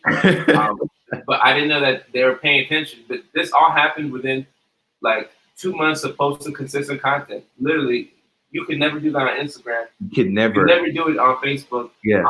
You can't do it on Twitter. So within 2 months of posting consistent content, like everything changed for me. So it's been a wild ride. That's wild. That's wild. And it's that's crazy, huh? It's so funny because, you know, I think the opportunity in here, by the way, welcome to the show, Stephanie. I wish there was a way we could bring you on here. If you're down, I know. Stephanie, if you're down, because it would mean a lot to me that you came on here only because you connected us. If you're down, let me know. Or send me a text, actually, Stephanie. Send me a text and I'll shoot you a link so I can bring you on the show so you can say what's up to Kojo. It would mean a lot. Can we get 3 people in here? Yeah, we can have up to 6 people on here. So shoot, that'd be good. We can get Stephanie on here. Yeah. So Stephanie, you've been called out. We want to bring you on and just tell you thank you. But back to TikTok, man. Like people are sleeping on it, and I'm like, you guys aren't understanding. First of all, when I first got on TikTok, I did the same thing you did. I was watching just to understand the culture. I did not get it. I was like, because I actually joined when it was Musically. So you joined early on. I joined early on, and that's after I read Gary Vee's book, Crush It, and people talking about different platforms. I was like, I never heard of Musically. Let me get on it and see what's going on. And I had neglected it. After I went on, I was like, I made a couple videos. I was like, this is not for me. This is stupid. Did you think it was for little girls at first? Oh, absolutely. I was like, that's what I thought. I was like, I'm not getting into it. So I went back when it was TikTok, and this is like early January, and I just started watching it. And I was like, you know what? I see the trends. It's all about music. Yeah. It's all about like these dances. But then I started seeing other people creating content, just voice to camera like they were doing on Instagram stories. And I was like, that's what I do. All right, let me figure out a way to start doing it. So I started making a lot of I still do, make a lot of just face the camera, just the camera. But then when I really started getting in the groove is like when I started figuring out how can I put the same thing that I would say on face the camera, how can I put it with the beat, a trending beat, and how can I like figure out a dance or something, a trend that's going on TikTok to communicate the same message. And that's when my account really started to take off. I started, so it's been a cool journey. And it's quite simple. You take a trend, you know, if people are going like this, you know, you take that trend, you take the popular style, and then you put your own spin on it. So somebody might come and say, buy my shirt. And exactly. Like, hey, mental health awareness. And somebody be like, go listen to my song on all platforms.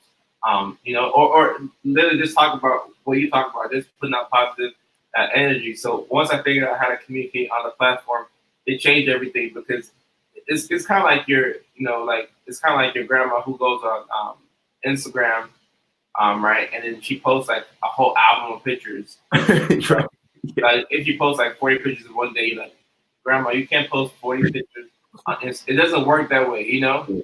Like if you want to communicate a whole lot of short messages, you have to go on Twitter. Like each social media network works a certain way. You don't go on LinkedIn and show off like bikini photos. LinkedIn is professional, you know. So when you figure out how to communicate, like Gary says, contextually to the platform. All right, we're gonna do this here, this there, that there. So once I figured out how to do that for TikTok, I was like, oh, this is how you do it. It was like a lock. But for sure. Epiphany, right? For sure. I'm checking to see if Stephanie's hitting me up because she hasn't responded to the comments. Don't get stage fright, Stephanie. Can you hear me still? Can you hear me good? Yeah, I can hear you. Can you hear me? Okay. Hello? Yeah, can you hear me?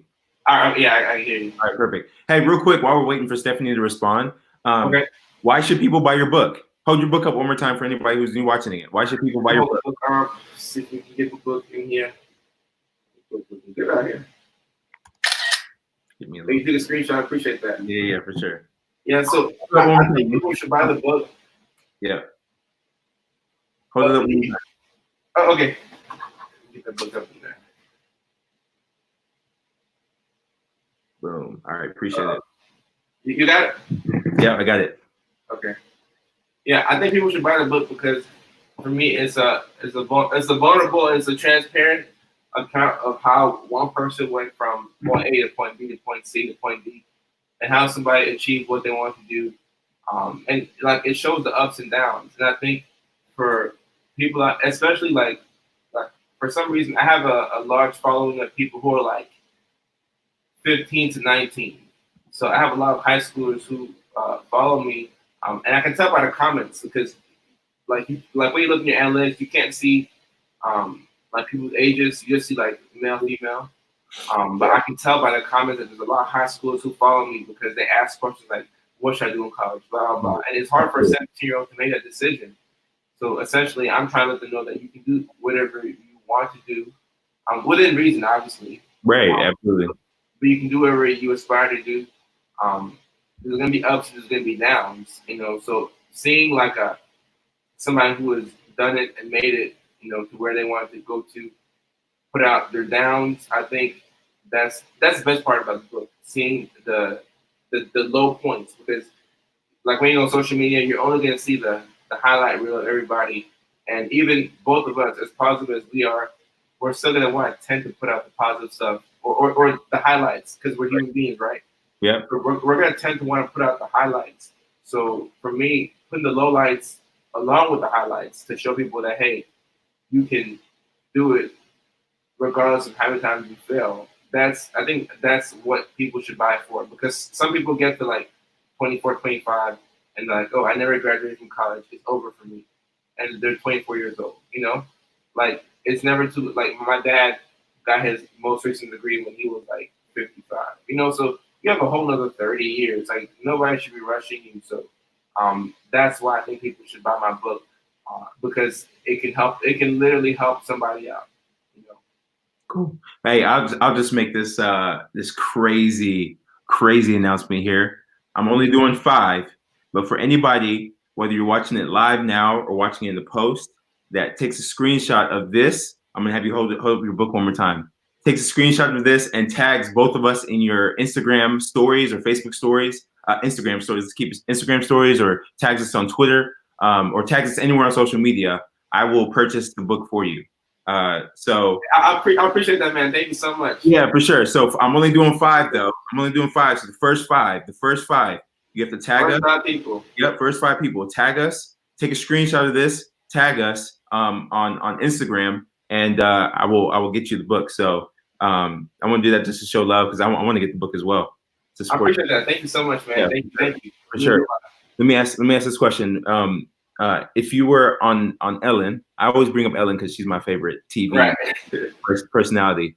But if you're on the Ellen show and she said, "Hey, what's your one message that you want to share with the world?" Because she has like literally the biggest audience, right? What's your message that you want to put out into the world? What would that be? It has damn, I like that question. Well, if I was Ellen and I had to say one thing to her millions of viewers, the one thing I would say is, I would say trust your gut. You were right all along. Believe in yourself. Like whatever you thought you wanted to do, and whatever you felt like I should do, you should do that one thing.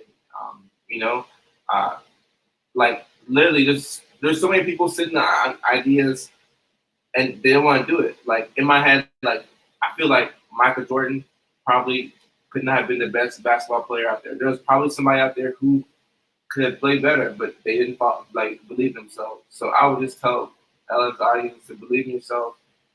Whatever you feel like you should be doing is probably what you should actually be doing. Like people will hold themselves back just because they feel like, I don't think I can do it. Yeah, I love that, man. And that's why I feel like everyone who's watching this, first of all, I appreciate you. You're not going to hear that enough from me, but you should definitely follow people like Kojo. Follow me. Not because, we want to be on here and like sell ideas or things to you, but we're positive people. And I feel like the thing that holds people back, and I made a post about this on TikTok, by the way, is fear. It's fear and afraid of what other people are going to think. And we as a human species, I feel like we have a bad relationship with failure. But then when you start looking at the stories of the Obamas or the Benjamin Franklins or the amazing people out in the world, like you really start to see like they went through tremendous failure to get to where they're at. And so that's why I do love the idea that, what you said earlier about sharing your story. You want to be able to share your story to the 17-year-old you, to give them hope that, hey, it's possible. And that's literally what I've been doing with my brand on TikTok, is like, I just want to show people like, you don't have to be perfect to get started with things that you want to do in life. Yeah. So. Yeah.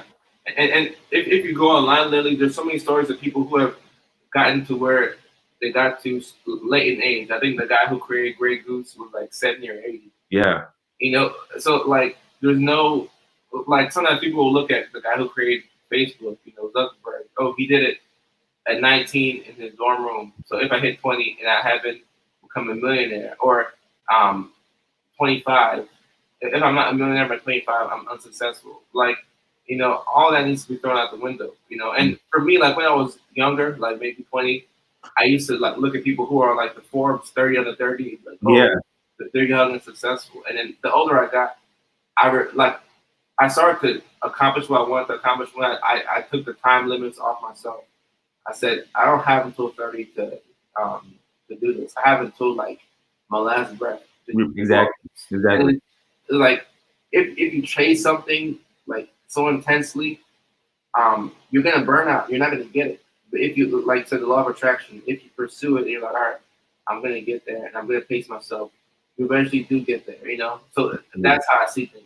That's good. Yeah, having a perspective on time is a big thing too, right? So failure, I think we just have a bad relationship with the idea of failure, and that's from childhood and conditioning. And then time, I think it's just from us having these pretentious timelines being set of like when we should accomplish things and forgetting like there's so much time, especially with medicine and technology, you know, take care of their health. Like people are living, I don't know, you might know the answer to this question. I don't know. What's the expected human life expectancy right now for? Well, it's becoming, people are living longer. People are living longer. I would say last time I checked, like people living like deep into the 70s, deep into the 80s. A lot of people are getting to the 90s and 100s. And it also depends on like lifestyle modifications.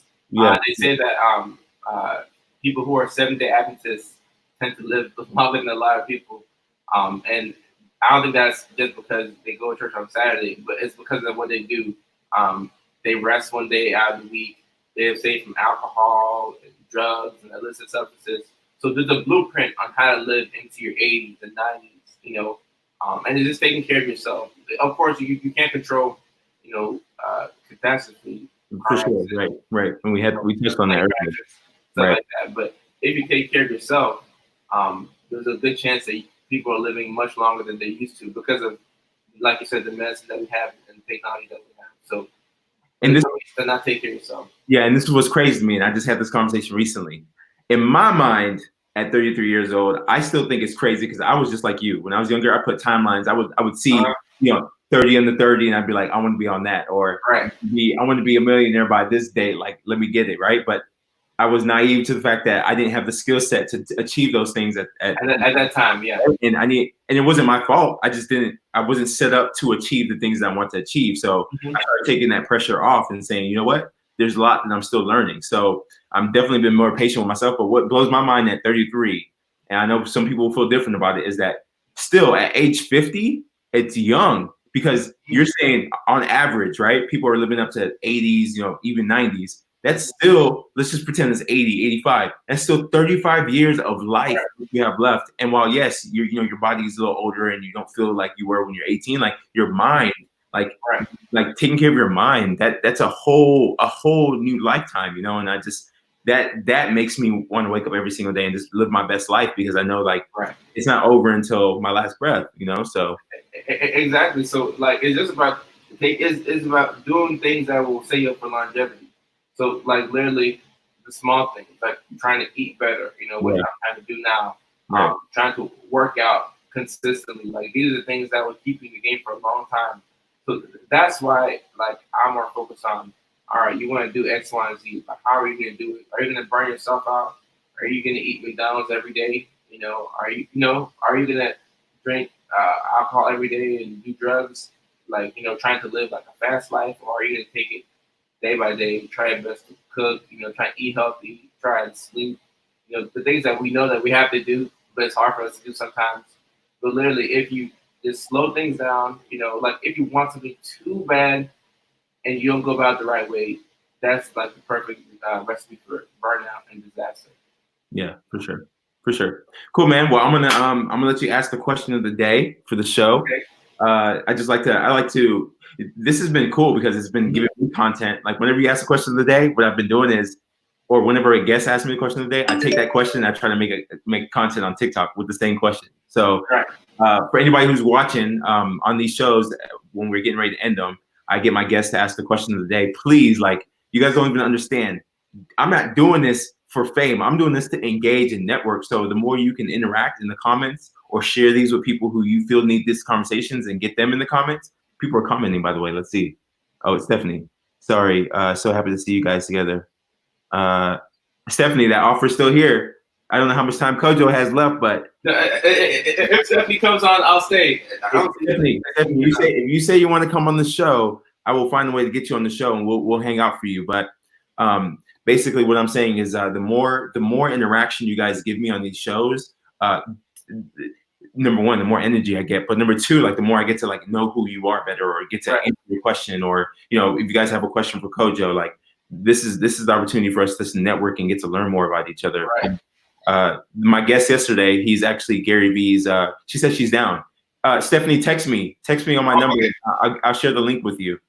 All right, let's get Stephanie here. I know Stephanie has a big day today for some different reasons, but I'll let her get on the. Okay, cool. That's what's up. Hey, so look, my guest yesterday, Avatar. He's the cartoon creator for Gary Vee, and Lil V, right? That he does on Instagram. Yeah. He's the guy that kind of came up with that. And oh wow. Yeah. Yesterday he said a quote that was real awesome. He said, "People that get stuck in the elevator together become friends." And so I want people to know who are watching this that we're all, this is the elevator. We're all stuck. Right. The more engagement we get, the more we can become friends. And that's like that. I'm always seeking for engagement. I do too. I told him I was going to steal it. So shout out to Avatar. I like that. That's what's up. And it's dope that you connect with somebody like that, someone who's worked for Gary Vee in that capacity. That's really neat. Sure. And he was real. I mean, he was real down to earth and was open. Like he told a lot of stories about like him. He shared a pretty personal story about Gary. Like he has one-on-ones with Gary, and he said that he kind of changed Gary's perspective on work because Gary was like so hardcore hustle that one day during the meeting, he spoke up and was like, "Dude, you need to take a step back and think about like taking a break, chilling out, going on vacation." And Gary wasn't having it, but COVID hit, just like you said, out of his control. I don't care how big anyone is, like no one can control this. He finally realized and came back to Avatar and was like, "Yo, I've spent more time playing football with my family. Like I still got a lot of work done from home." And like for someone that he was preaching the hustle to be impacted by a 21-year-old kid like that, I think that was cool. So and just to piggyback off of that, Gary's kind of like this. He's gonna work, his face off. And I mean, he has the setup to where, he has a supportive family that, is okay with that. But people like him and me and you, sometimes we need something like a quarantine. Of course, I mean, people are struggling. Yeah. So I'm not going to be like, I'm happy that this happened. But sometimes we need like this to happen so we can get some rest and just kind of like figure out like our thoughts, because like we're the happiest when we're doing. And we're going and going.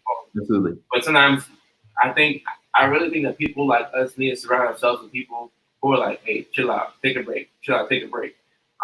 Because if you're around somebody who is like the same as you, and like that's your environment, y'all are gonna just keep going, which is good. You'll get stuff done.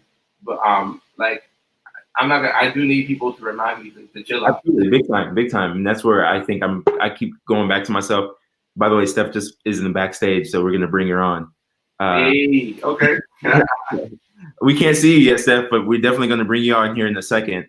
For everyone who's tuning in that's like wondering who Stephanie is or wondering who Kojo is, I met you don't see Stephanie yet. She's getting ready to come on, but I met Kojo through a friend of mine that I met on TikTok. Her name is Stephanie, and we decided to bring her on. But Kojo's on TikTok. You can follow him on all his handles: TikTok, Instagram. I'm pretty sure you're everywhere. Yeah. Hey, give me 1 second. I'm gonna switch something up. I'm gonna switch this up and then put my light on, see if y'all can see me better. Sure. All right, 1 second. All right. But anyway, it's been real dope because this is how we do it. This is how we live. So hold on. Let's see. Should be right here.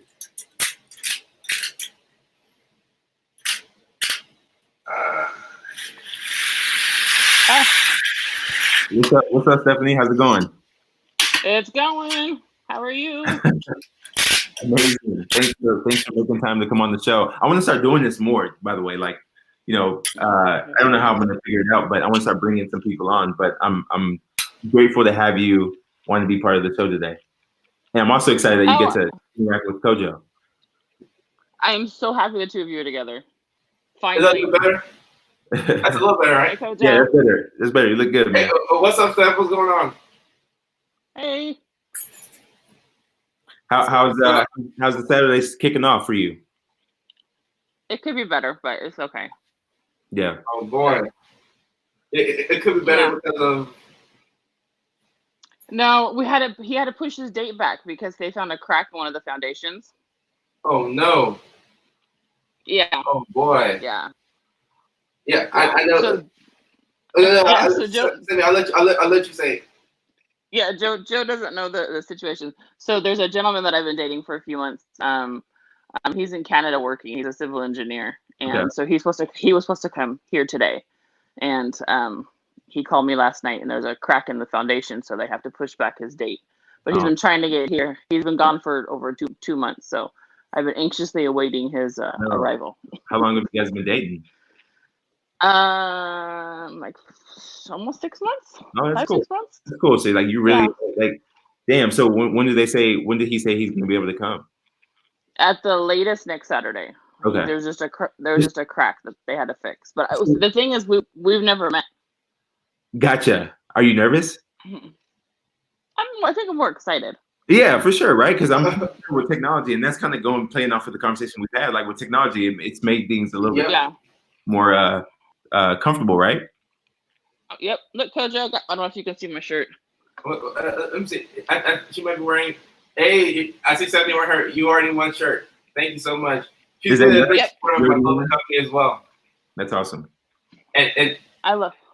And Stephanie, how long were you on Joe's show? Did you catch the beginning? No, I woke up late. Yeah, because early on we were talking about the power of technology and things like that, and how you can use technology to connect with people all across the world. And yeah, just like Stephanie said, she's been dating somebody for 6 months, and that would not have worked if we didn't have technology, So, and like we talked on like TikTok Live about this, and like I knew that today was like day 9:30 California time. Like I had it in my mind, like okay, this is when she gets to meet the guy, But I just think it's really interesting. Yeah. Well, what's even cool for me is that now that I know, like my whole duty, and this is what I feel like is awesome about this, is like to get you through this week, to let you know, like time's coming for sure. Like I know it's one more week, but we could push through it. So that's Kojo. Yep. Kojo's been my number one cheerleader. No, and look, the great thing about TikTok Live is like everything is like serendipity. The way things work is just so amazing because like I'll get on the live and then people will ask questions and like I'll always say I'm board certified with like mental health, but I'm not a relationship counselor. I don't I have my own relationship problems. I'm trying to figure things out. Like I'm learning on the fly, so I'm not a relationship counselor, but we'll get on the live and like Stephanie knows it used to be like how many people at first? Like 20. Yeah, like 20. And the last time it was like 70 people. Wow. So like it's growing in a meaningful way. So like if somebody will ask a question and I don't know, or if somebody says blah blah blah, or if they ask a relationship question and I'm like, you know what, I don't know. There's 70 people there who are answering, who will put their own experiences. So literally like nothing will go unanswered. Like if somebody is more qualified to answer something, they'll answer the stuff in the comments. So once again, that's the power of networking. Yeah. One person doesn't have to have all the answers because I know I share stuff don't have the answers. So I'll just let people answer in the comments, and then like I'll be learning at the same time too. So it's like a little family. I really like it. Yeah, for sure. That's the same way I feel, and I think that's awesome, man. Like how often do you go live on TikTok? So I go. Initially, I think at one point I was going live 3 or 4 weeks, and then I've been getting like the past 2 weeks of the hospital, I've been getting slammed like admissions, transfer, discharges. So I've been so burnt out. So probably for the next week, at least until like Wednesday, my whole unit won't be like settled. So I'm not sure how often I'll be going live, but like I like to go live 2 or 3 times a week because I actually like, once again, you said what I do for fun. I enjoy going, like I look forward to the live. So if I come home and I have some energy, I'm gonna hop on live. That's awesome. That's awesome. Well, Stephanie, I guess this is a cool time to say that, you know, I just want to say thank you for connecting us. This show's been awesome. I feel like I feel like we're brothers now, you know, because most definitely. Second conversation, and I was telling everybody that if it wasn't for you, like we wouldn't have known. I would have never known about him, like, or not never, but it would have probably taken me a longer time to know about him than it took me. So I just wanted to like pull you on and say thank you and see if you had anything that you want to offer Kojo as far as a question or words. Oh, no problem. You two my favorites together. This is awesome. I mean, it doesn't get better than this. No, Kojo knows. I've been in Kojo's corner since we first met. So like, I think I know everything of it is to know about him. Yeah, that's cool. So you guys like tell me the story on how you guys like met. Through TikTok. I thought he was on my For You page. I clicked on him. I was like, oh, okay. He's got a great smile. Look at him. He's a cute. He's a doctor. Let me see what he has to say. I was just like, I'm being honest. And I was just like, great content. And then started reading about his journey and his story. And was like, this is awesome. Sent him a wine opener for his wine on his show. She did. That's awesome. Yeah. The clothing and just the clothing line and just for what he represents and what he stands for, it's everything for what I stand for. So if I can support, it's a win-win. I appreciate it. And Stephanie, do you remember how many followers I had when you first followed? Or oh my God, no, because you did the wine. Did you do the wine at 10,000? No, I did the wine at 50,000. 50, yeah. It took you. It was you didn't have. God, I don't know. You see how casual Kojo says that? I did the one at 50. That was at 50. No. I mean, it just kind of happened so fast for me. Yeah, we were counting down. We were waiting for. It took you a couple of weeks after he got the wine for him to open it. It wasn't before or after I went to California. No, before. Before, okay, yeah. So you opened the wine Stephanie, after California. Say that one more time. The connection was kind of rough. I didn't catch it. The wine came after California.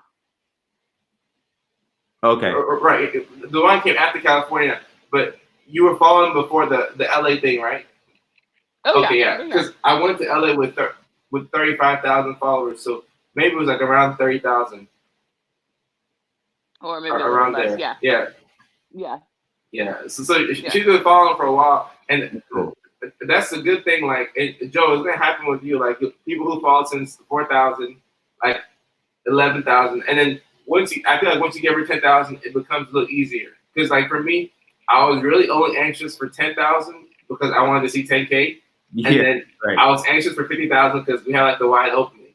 But outside of that, like it just it's for me something cool to like wake up to say, okay, like at 80, 70 or 60, but I mean I can't keep up with the numbers, but I'm more so trying to keep up with like specific people. Like, so Stephanie knows like we have like some regulars who come on the live. Like I know Stephanie from San Diego. I know Marcus from Northern California. I forgot the city, but Marcus from Northern California. Mandy, Howard. So like I think about the same people who come on, and then it's kind of like a little community. And now like I know you, and I know you through her. You're so, right. Okay, now I'm gonna think. Okay, I met Joe through Stephanie. So it's a real cool way of networking. And if I had never like opened my phone to click the app, I would probably just be in my room playing video games. Exactly. Day to day. Right. Yeah, for sure. I think it's word of mouth on steroids. Right now, I think it's cool that you're the connecting piece to us two, and we're always gonna think back like, how did we meet? Stephanie, right? And what you said about lives, like you could be in a live conversation with 70 people in there, and someone asks you a question, you have an answer to it, but you repeat back that question, and there's someone who's gonna have an answer for it. And I think that's dope. Yeah, and literally, it's been some questions. Like somebody will say, "Where can I find therapist and so, and then somebody will say, hey, have you tried this website? Have you tried Psychology Today? Have you tried blah, blah, blah? And it wouldn't have been the first thing to come to my mind because I don't have a profile on Psychology Today because I work in inpatient. So like the people who follow me, like there's like a 0.0001% chance that I would ever see somebody as a real patient unless they were like really bad off, you know? So like I don't have, like I'm not in touch with like how things work on the outpatient side, but then there's people who have experiences. They've got, and people will say in the comments, I went to therapy with so and so. I did this and that, and it helped them. And then they'll reply back to somebody who had the question, and like they get the question answered that way. So like everybody will get their answer, but it won't necessarily come from me, if that makes sense. That's cool. Yeah, and that's the power of social media, I think. Right. Anyway, yo, question of the day. You asked it, Kojo. It's been a pleasure. I know we're gonna stay in touch. Yes, sir. Stephanie, I want to bring you on again just to say thank you, and I'm glad that you made. You're welcome. Everybody who's watching, please show these two some love. Stephanie, where can people find you? Instagram, TikTok, and in San Diego. Okay, well, say your handle one time so people know. Instagram is I'm just Steph, and I don't know what my the Dago Mama 619 is on TikTok. Yeah, perfect. That's TikTok. Yeah. So go find them. I've been leaving Kojo's banner down here. You find him on TikTok and Instagram, and I'm pretty sure other platforms as well. The last thing I want to close on is Kojo. You were talking about a company you have. What's the company? Yes, I have a clothing company. We're making changes to it all the time, trying to figure out how we can recalibrate. The clothing company is called A&S. Stephanie knows about it. She's wearing the You Already Won shirt, which is the shirt that obviously inspired the book You Already Won because of the name. So the clothing company is called Abranti and Senora, stands for gentleman and lady, and we promote positivity and mental health awareness for all people, different backgrounds, and we have a partnership. We have a long relationship, a 3-year relationship with Mental Health America, which is the largest nonprofit in the U.S., which promotes mental wellness for all Americans. And I'm also going to be looking to do stuff with Mental Health America in terms of, trying to help people with the COVID crisis and how they can cope at home. So I've had this relationship with them in Washington, D.C., and it started with the clothing company 3 years ago. So it's been a great way to connect. And that's why I've enjoyed the most about the clothing company, that the relationships that I've built with people have been very meaningful. That's awesome, man. Well, congratulations on the company. And you guys heard it. Let's go support my man. Facebook, YouTube, y'all are amazing. I'll see you guys tomorrow morning with an amazing creator. He's a TikToker as well. His name is Jonathan Bell. If you two haven't met him, you guys, I'll share his link with you guys. He's dope. Like he's making some cool stuff. I think his alter ego is like a Superman figure. But anyways, sounds familiar. Yeah. He's cool. He has almost 80,000, I think, 90,000 on TikTok. And I'll go check him out. We're gonna be connecting tomorrow. So anyway, YouTube, Facebook. I appreciate you guys. Have a great rest of the Saturday, and I'll see you in the morning.